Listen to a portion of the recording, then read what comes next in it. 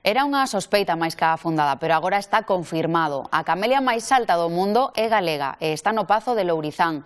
A Sociedade Española da Camelia comprobou coas organizacións de outros países que non teñen ningún exemplar máis alto que este, que chegou aos 20,5 metros. Imos coñecelo.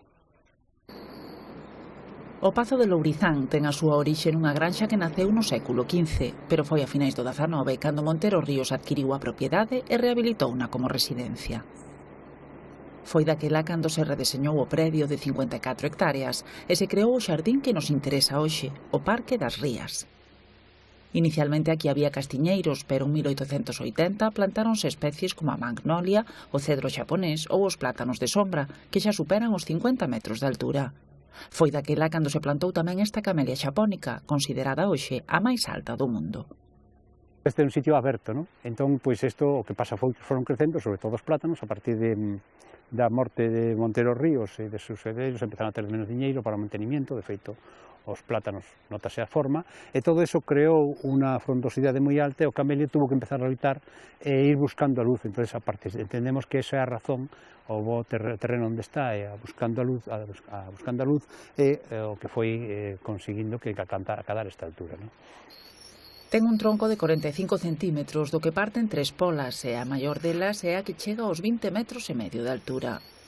Ata o de agora o exemplar que tiña o título de máis alto do mundo era unha camelia de Dali, no sur da China, que con 400 anos de idade acadou os 18,88 metros. Esta de Lourizán é moito máis nova, 130 anos, e máis alta.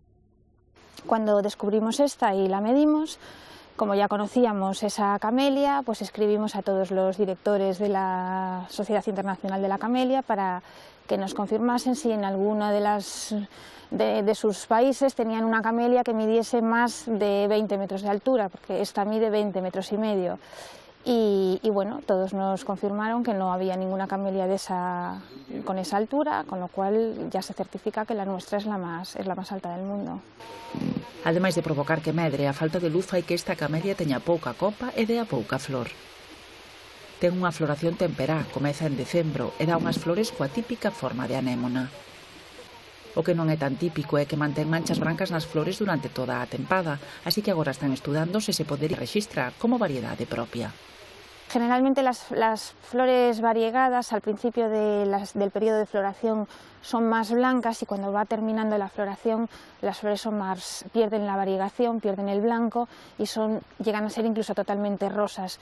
Y esta ha mantenido la misma variegación durante toda la floración, ahora estamos a final de floración y siguen teniendo bastantes manchas blancas. Y lo que tiene es que a pesar de ser una anémona típica, no se parece a ninguna otra anémona que nosotros hayamos identificado en los jardines antiguos de Galicia, ni que conozcamos de otros cultivares, incluso modernos. O sea que es diferente. Vamos a ver si la identificamos y si no, pues podríamos registrarla con un nombre propio, como camelia originada en Galicia. Hai máis de 300 camelias centenarias en Lourizán, o que dá unha idea da importancia deste arbusto nos xardíns decimonónicos.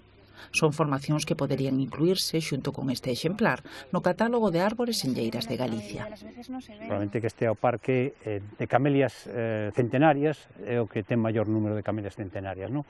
Por exemplo, a fila de camelias que hai desde a entrada hasta o palacio, etc. Depois, estas que temos por aquí metidas, o paseo que hai lateral para a entrada do carruaxes que hai ali frente ao lateral do palacio, etc.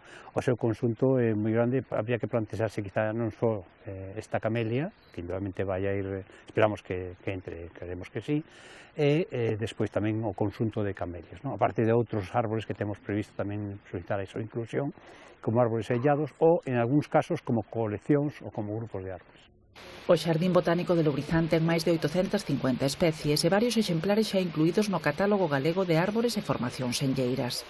A esta riqueza súmase agora o recoñecemento de ter a camelia máis alta do mundo, un atractivo máis para visitar e valorar o inmenso patrimonio natural que conservan aquí.